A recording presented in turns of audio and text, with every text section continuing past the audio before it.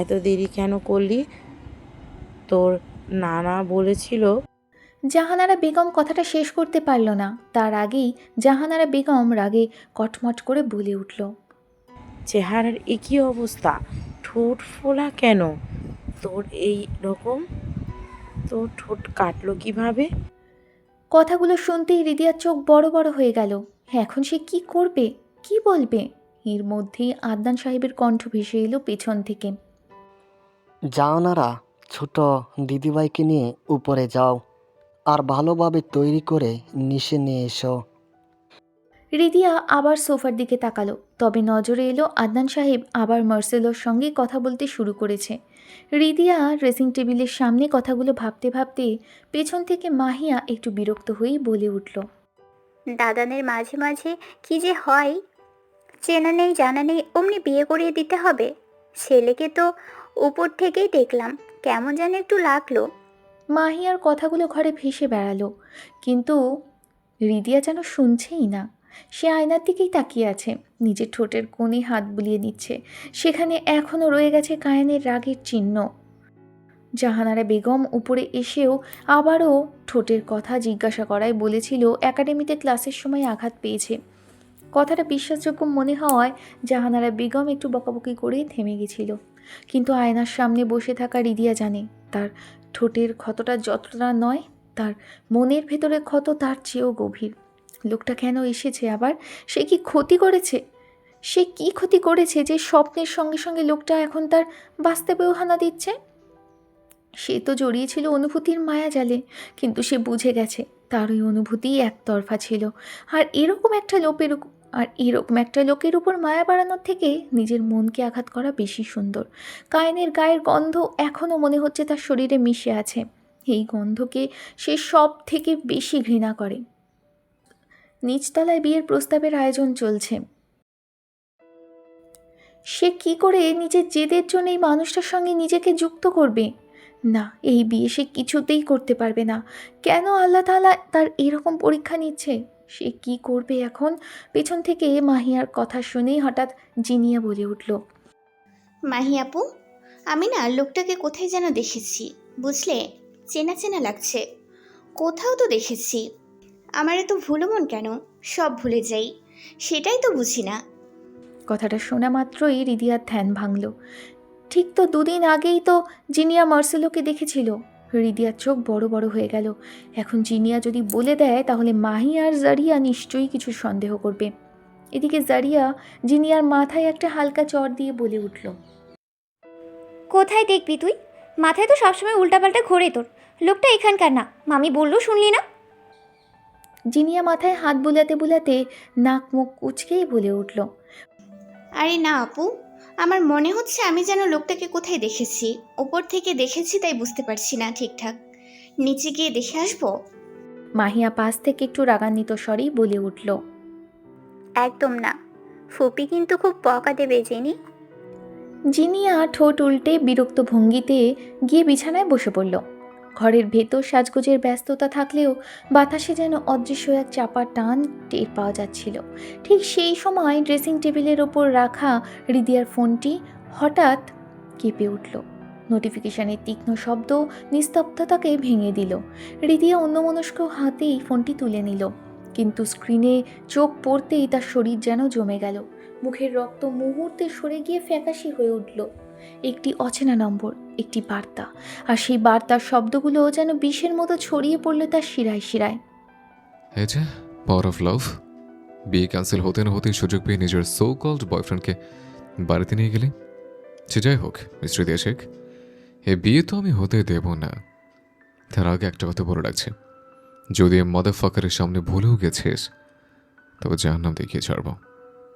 শব্দগুলো পড়তে পড়তেই তার আঙুল কেঁপে উঠল। ফোনটা হাত থেকে পিছলে মেঝেতে পড়ে গেল ঠক করে। ঘরের ভেতর একসঙ্গে 3 জোড়া চোখ তার দিকে ঘুরে এলো। জারিয়া কপাল কুঁচকে উদ্বিগ্ন স্বরে বলল, কি হলো রে রিদি? শরীর খারাপ লাগছে? রিদিয়ার বুক ধড়ফড় করছে। হৃদস্পন্দন এত দ্রুত যে মনে হচ্ছে বুক থেকে বেরিয়ে আসবে। হাতের তালু ঠান্ডা, অথচ কপালে ঘাম জমেছে। সে জানে এই মেসেজটি কে পাঠিয়েছে।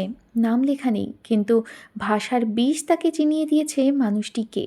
রিদিয়া কোনো মতে নিজেকে সামলে ঠোঁটে কৃত্রিম হাসি এঁকে সে মাথা নাড়ল। না না না আপু, আমি ঠিক আছি। এরপর রিদিয়া তাড়াতাড়ি ফোনটা উঠিয়ে বলে আমতামতা করে বলে উঠল, আপু, তোমরা একটু বাইরে যাও না, আমি একটু আমার কলিজাদের সঙ্গে কথা বলবো। কথাটা শোনা মাত্রই জিনিয়া ভ্রু উঁচু করে বলে উঠল, এর আগেও তো আমার সামনে কত তিয়াসাদের সঙ্গে কথা বলেছিল, আজকে আবার কি হলো? রিদিয়ার ভেতরে জমে থাকা আতঙ্কের ওপর বিরক্তির একটা ক্ষীণ রেখা পড়ল।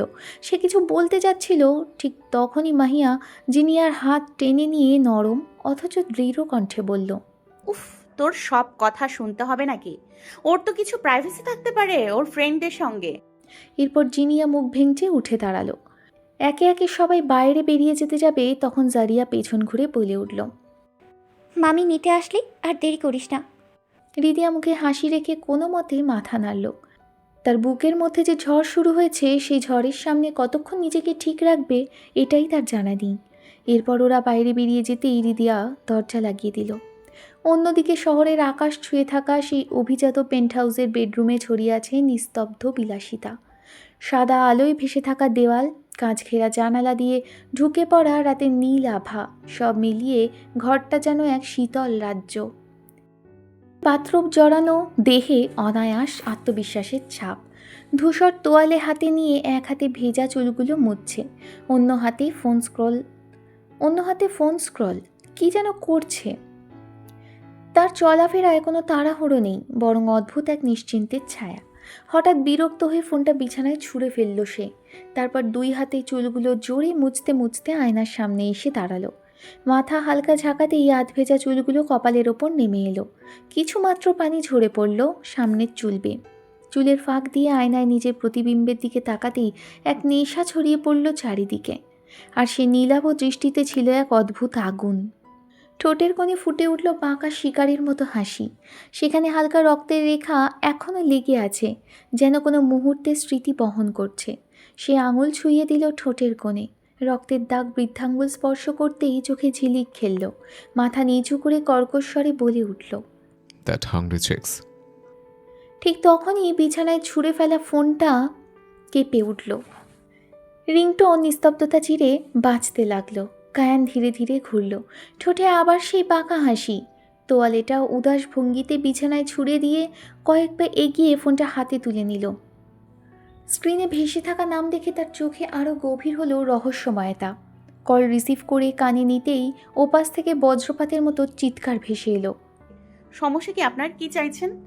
রিদিয়ার চিৎকারে কায়ান ফোনটা কান থেকে একটু দূর করে এক চোখ বুজে নিল।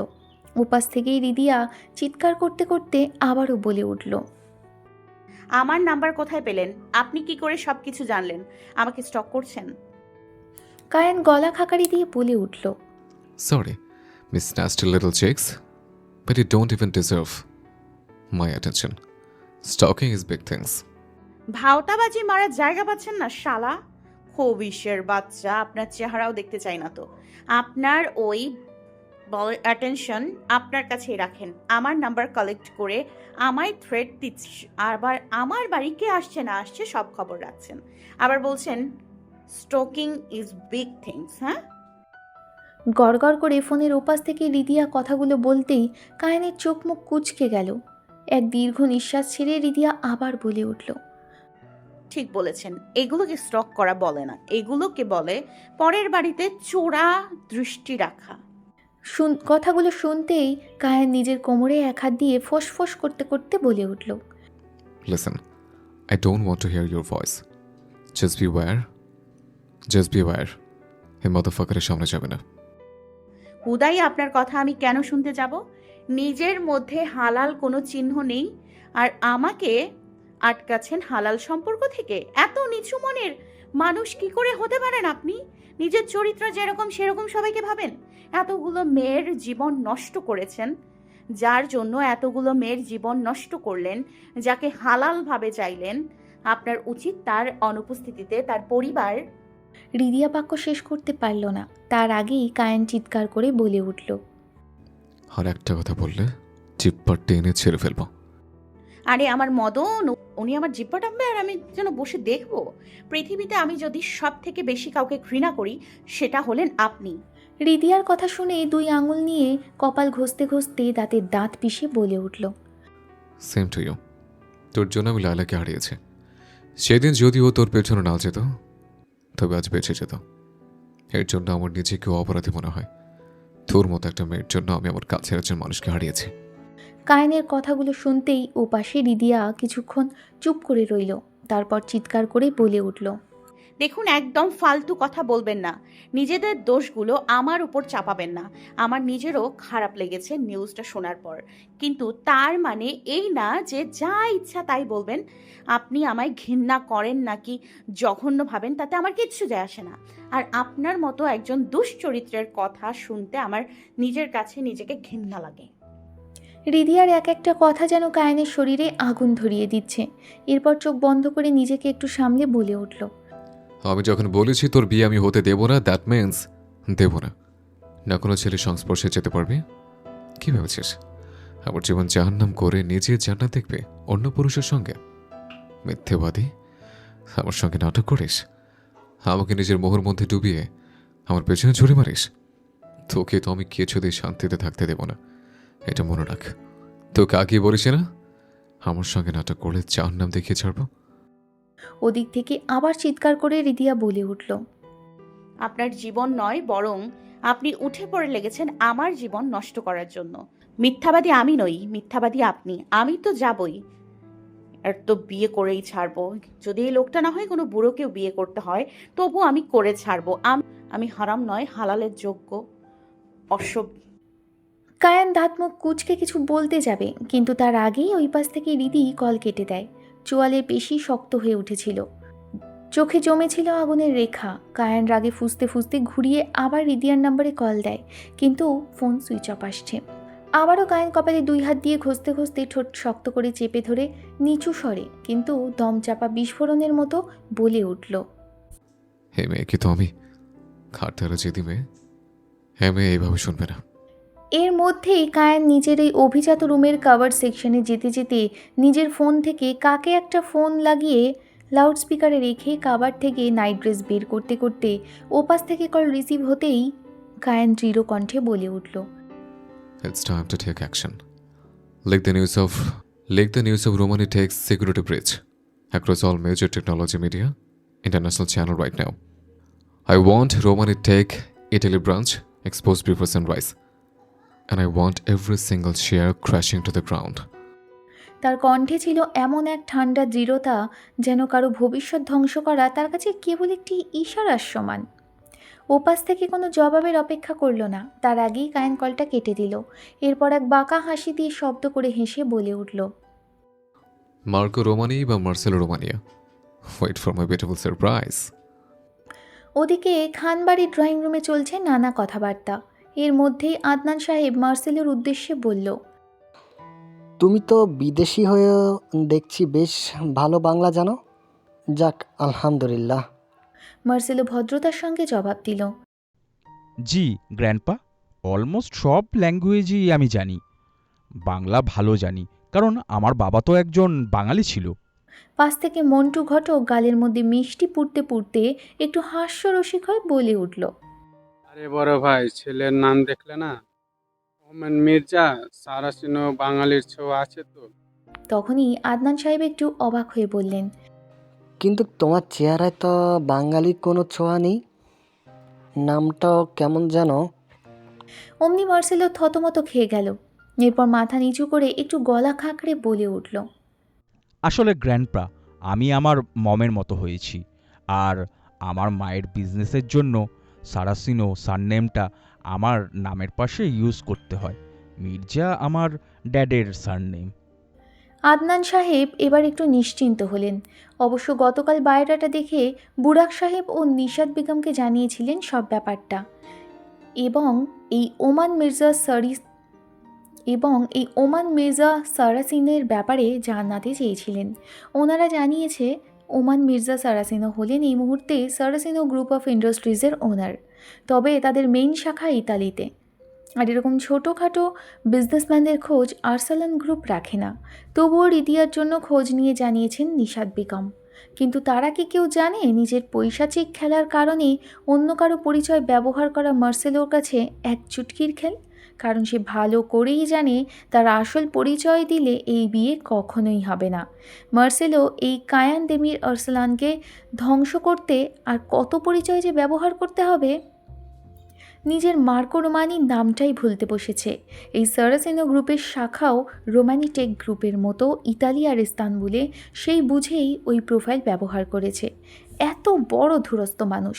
আদনান সাহেব আবারও প্রশ্ন করে বসল, তা বাবা নিজের দেশে কবে ফিরছ? মার্সেলো মুখে হাসি রেখেই বলে উঠল, গ্র্যান্ডপা, সত্যি বলতে আমি একজন বাঙালি মেয়েকে বিয়ে করতে চাই। আমার ড্যাড তাহলে খুব খুশি হবে।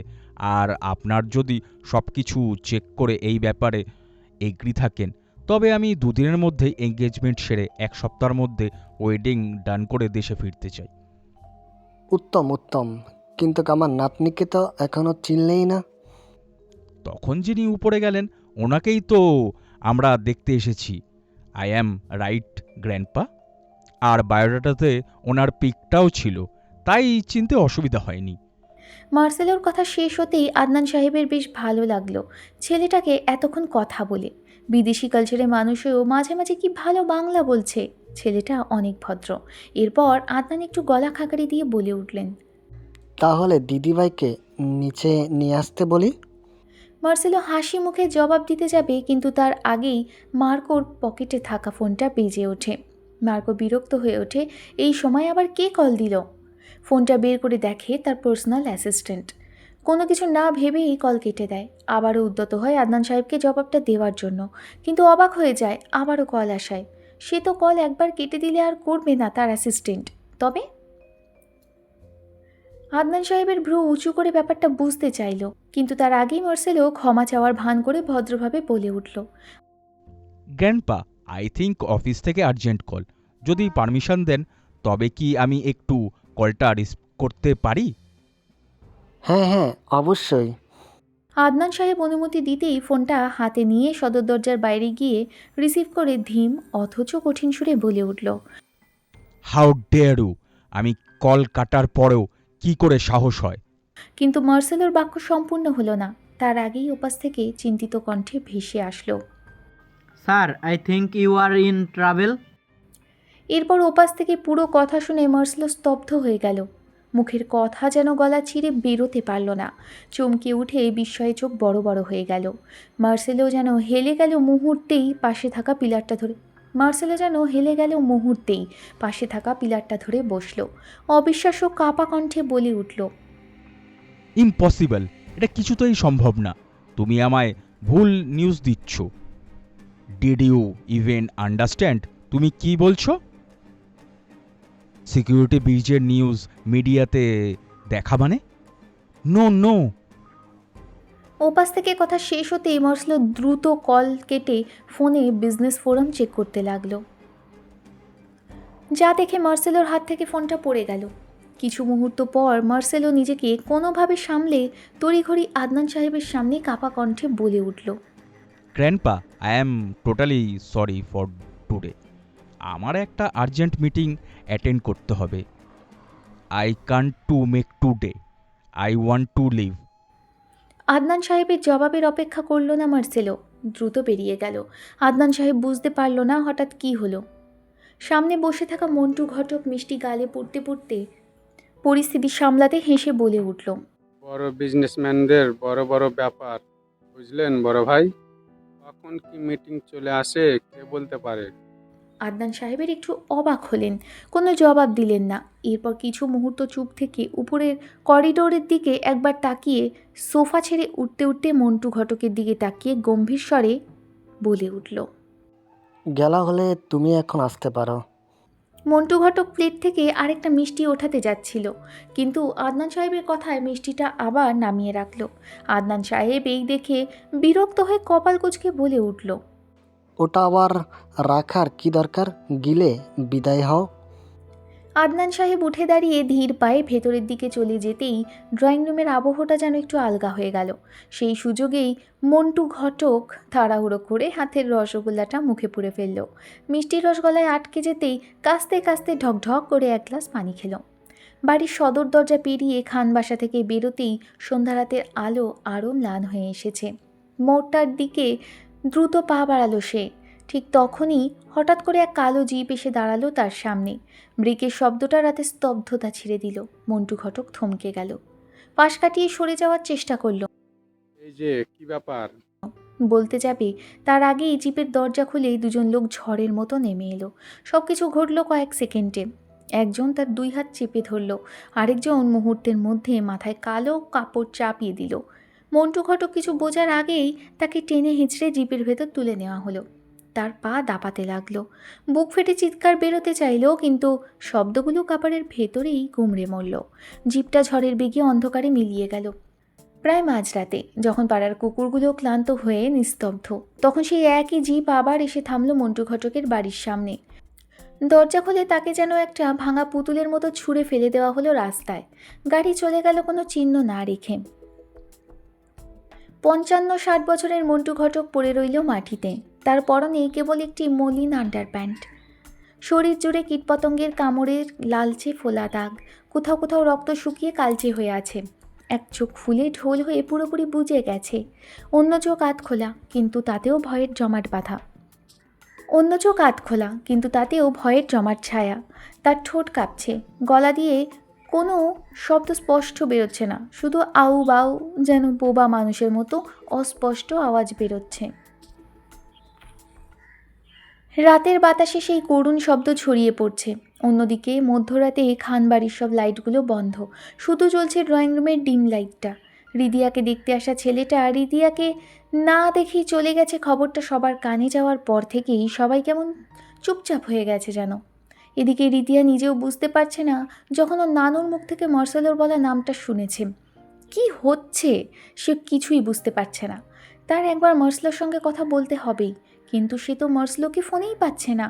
এইসবের মাঝে আবার সিয়ামের বাসা থেকে জানিয়েছে সিয়াম নাকি আর্জেন্ট ট্যুরে গেছে, বিয়ের আগে চলে আসবে। এই সব কিছু খান পরিবারের মাথার উপর দিয়ে যাচ্ছে, কিন্তু এইসব কিছু একজনের মনে কোনো সাড়াই ফেলছে না। কেমন যেন মনমরা হয়েই কাটিয়ে দেয় সারাদিন। ঠান্ডা রাতের আধারে খানবাড়ির দোতলার ব্যালকনিতে একাকিত্বে নিজের সময় কাটাচ্ছে জারিয়া। সারাদিন যে কী ভাবতে থাকে কে জানে। ব্যালকনির পিলারের সঙ্গে হেলান দিয়ে সামনে 2 হাত গুজে দাঁড়িয়ে আছে, গায়ে হালকা চাদর জড়িয়ে চাঁদ শূন্য আকাশটার দিকে তাকিয়ে। হঠাৎ ব্যালকনিতে কিছু লাফিয়ে পড়ার আওয়াজ এলো। জারিয়া কেঁপে উঠল। সোডিয়ামের হালকা আলোয় ব্যালকনিতে হালকা আলোয় ভরে উঠেছে। সামনে তাকাতেই জারিয়ার চোখ বড় বড় হয়ে গেল। তারপর আবার স্বাভাবিক হয়ে কণ্ঠের জমাট কষ্ট চেপে অন্যদিকে মুখ ফিরিয়ে বলল, স্বপ্নের মধ্যে আমাকে জ্বালাতন করতে করতে কি এখন খোলা চোখেও স্বপ্ন দেখাবেন? সামনের অবয়ব ধীরে ধীরে জারিয়ার দিকে এগিয়ে আসছে। জারিয়া সেদিকে তাকিয়ে এক দীর্ঘ নিঃশ্বাস ছেড়ে ধীম গলায় বলে উঠল, আগে কেন এগিয়ে আসছেন? ছুটে গেলেই তো আবার হারিয়ে যাবেন। আসবেন না একদম আমার কাছে। আবার সামনের দিকে তাকিয়ে দেখল অবয়ব তার একদম কাছে এসে দাঁড়িয়ে পড়েছে। জারিয়া উপরের দিকে এক কাতর দৃষ্টিতে তাকিয়ে বলে উঠল, এত কাছে কেন এসেছেন? এই যে দেখেন, এক্ষুনি আপনাকে স্পর্শ করব, আপনি আমায় ছেড়েই চলে যাবেন। আবার আবার আমার আপনার জন্য অপেক্ষা করতে হবে। জারিয়া এই বলে অবয়বের মুখের দিকে হাত বাড়াতেই সেই অবয়বের 2 হাত জড়িয়ে যায় জারিয়ার কোমরে। জারিয়া যেন শরীর অবশ্যই হিমশীতল হয়ে উঠেছে, চোখ বড় বড় হয়ে কণ্ঠের শিরা জেগে উঠছে। সেই চেনা পরিচিত সিডারউড অকুডের গভীর ঘ্রাণ জারিয়ার রন্ধ্রে প্রবেশ করে গেল। জারিয়া সেদিকে তাকিয়ে কাপা কণ্ঠে বলে উঠল, আজকে আপনার স্পর্শের সঙ্গে আপনার গায়ের ঘ্রাণও কেন পা। জারিয়া বাক্য সম্পূর্ণ করতে পারল না, তার আগেই একজোড়া ঠোঁট আঁকড়ে ধরল জারিয়ার কোমল অধৈর্যরা। দুজনেরই নিঃশ্বাস ভারী, যেন দুজন মানুষের দীর্ঘ অপেক্ষার দীর্ঘ এই চুম্বনের গভীরে ডুবে যাচ্ছে। জারিয়াও চোখ বন্ধ করে স্বপ্নে ডুবে যেতে লাগলো, কিন্তু একটু পরেই অবয়ব ঠোঁট ছেড়ে দিল এবং জারিয়ার কানে ভেসে এলো এমন এক বাক্য যা তাকে বাস্তবে ফিরিয়ে আনলো। Did you miss me that much, Green Mist? কথাটা কানে ভেসে আসতেই জারিয়া জ্ঞান হারিয়ে পড়ে গেল নিকোলাইয়ের বুক। স্নিগ্ধ ঠান্ডা ভোরের বাতাসে এক হাত ক্যাজুয়াল ট্রাউজারের পকেটে ঢুকিয়ে অন্য হাতে ডাবল এসপ্রেসোর ধোয়া ওঠা মগ ধরে আধা কাছে মোড়া খোলা লাউঞ্জে দাঁড়িয়ে আছে কায়ান। কফির তীব্র সুগন্ধ আর মিষ্টি তার দৃষ্টি স্থির লাউঞ্জের একপাশে সাজানো বন্য ডেইজি ফুলের বাগানে। সাদা পাপড়ি আর হলুদ হৃদয় সেই সরল ছোট্ট ফুলগুলো সকালের আলোয় মাথা তুলে আছে অহংকারহীন, নির্ভেজাল, নিষ্পাপ হয়ে। কায়ানের ঠোঁটে ভেসে আছে এক প্রাণখোলা হাসি, যে হাসি খুব কম মানুষের চোখে পড়ে। কিন্তু তার পাশে দাঁড়িয়ে থাকা পার্সোনাল হাউস স্টাফ অ্যালেক্সের কাছে দৃশ্যটা স্বাভাবিক লাগছে না। এই অভিজাত পেন্ট হাউসের লাউঞ্জে থাকার কথা ছিল বিরল অর্কিড, ইম্পোর্টেড টিউলিপ কিংবা দামি বনসাই, অথচ সেসব বাদ দিয়ে কেন এই বন্য ডেইজি? অ্যালেক্সের মনে প্রশ্ন জাগে, এটা কি শুধুই কেবল এক বন্য ফুল, নাকি কায়ানের কঠিন জীবনের ভেতরে লুকিয়ে থাকা একমাত্র কোমল অংশের প্রতীক? সে মুখ খুলতে যাবে, তার আগেই কায়ান কফি মাগটা টেবিলে রেখে সেদিকে পা বাড়াতে বাড়াতে বলল, দে আর বিউটিফুল, রাইট? অ্যালেক্স কথাটা শোনা মাত্রই জবাব দিল।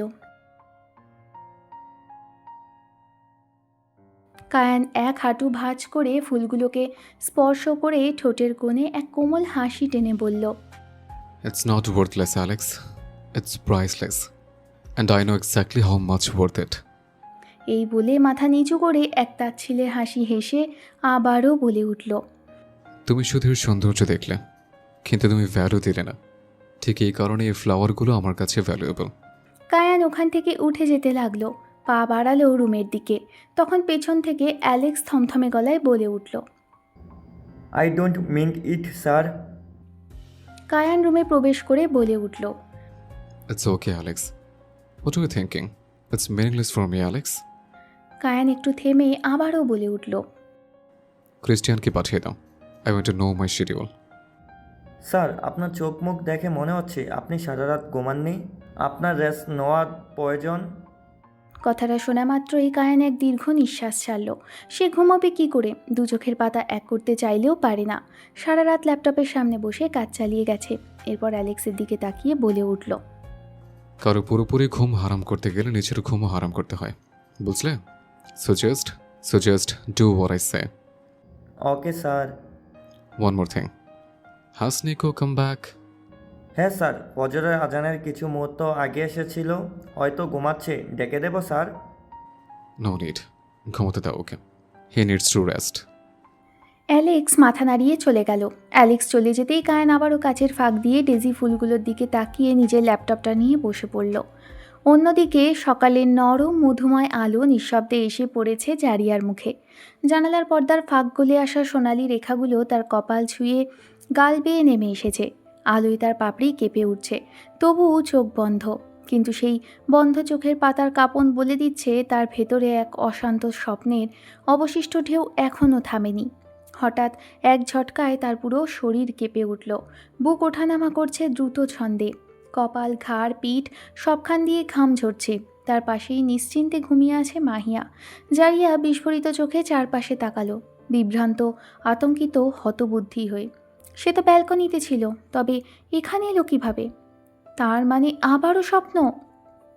মাথার ভেতর প্রশ্নের পর প্রশ্ন ঘুরপাক খেতে লাগলো। কেন ঘুমের ভেতরেও সে মানুষটা তাকে তাড়া করে? কেন এত দূরে চলে এসেও তার উপস্থিতি এত স্পষ্ট? সে উঠে বসে পড়ল। এলোমেলো চুলগুলো মুখের ওপর ঝুলে আছে। আপনি ভালোবাসলেন, আর আমি সেই ভালোবাসায় প্রতিনিয়ত চলে যাচ্ছি। এরপর বিছানা ছেড়ে ধীর পায়ে ওয়াশরুমের দিকে পা বাড়ালো। ওয়াশ বেসিন থেকে চোখে মুখে কোনো রকম পানি দিয়ে আয়নার দিকে তাকাতেই চোখ বড় বড় হয়ে গেল। বিস্ময়ে সারা শরীর ঠান্ডা হয়ে গেল। ঠোঁট জোড়া হালকা ফুলে আছে, কিন্তু যেই দৃশ্য তাকে চমকে দিল তা হলো কানের ঠিক নিচে গলায় দেখা যাচ্ছে লাল কালচে দাগ। জারিয়ার হাতটা সঙ্গে সঙ্গে চলে গেল গলায়। বুঝে উঠতে পারছে না এখানে এই দাগটা কী করে আসলো।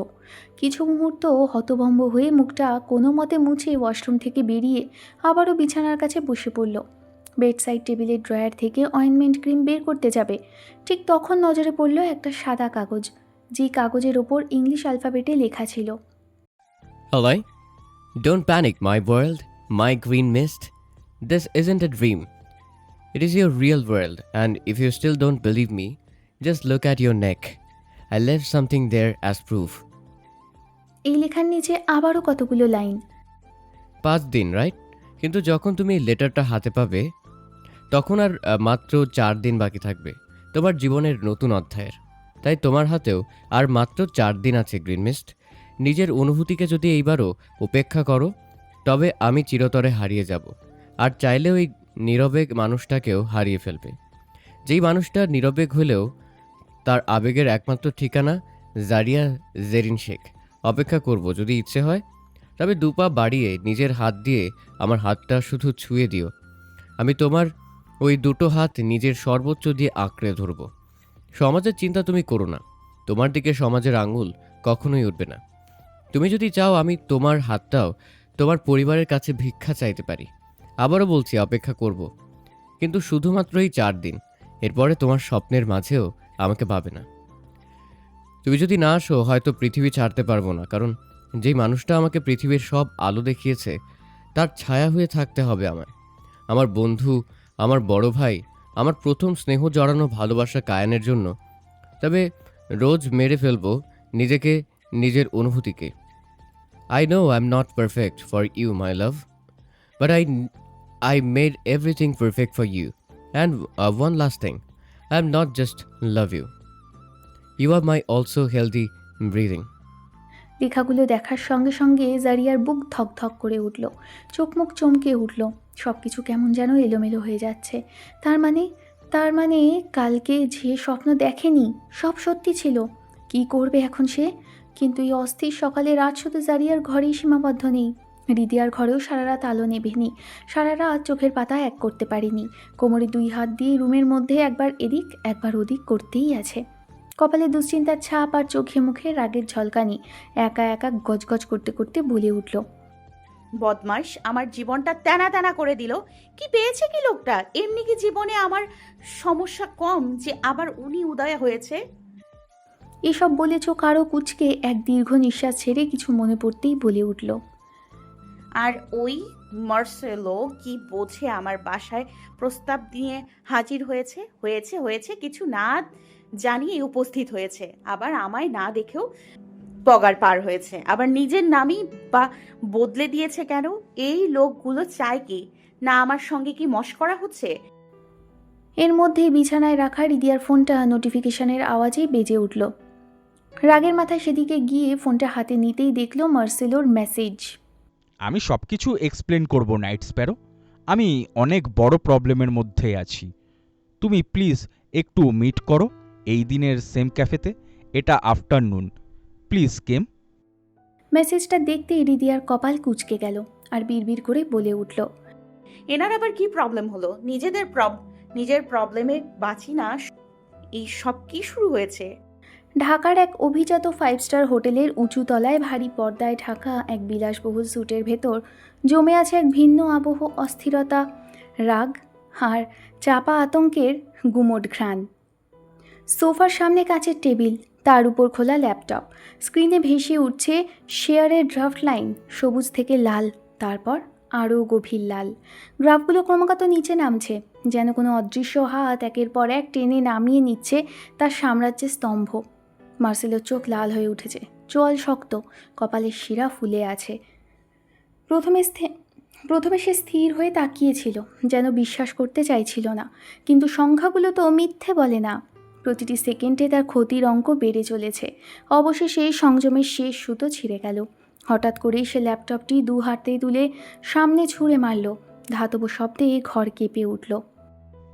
নো, একটা রাতের মধ্যে শেয়ার কি করে এত ডাউন হতে পারে? কি করে? আমি জানি এর পেছনে ঠিক কার হাত রয়েছে। কায়ান দেবী আর্সেনাল, আমার এত বড় ক্ষতি করার ফল তুই ঠিক পাবি। এবার দেখ আমি ঠিক তোর কোন দুর্বলতায় আঘাত করি। এর মধ্যেই মার্সেলের দ্বিতীয় ফোনটা বেজে উঠল। ইউ রাস্কেল, তোর কোম্পানির কি হয়েছে আর দেখার দরকার নেই।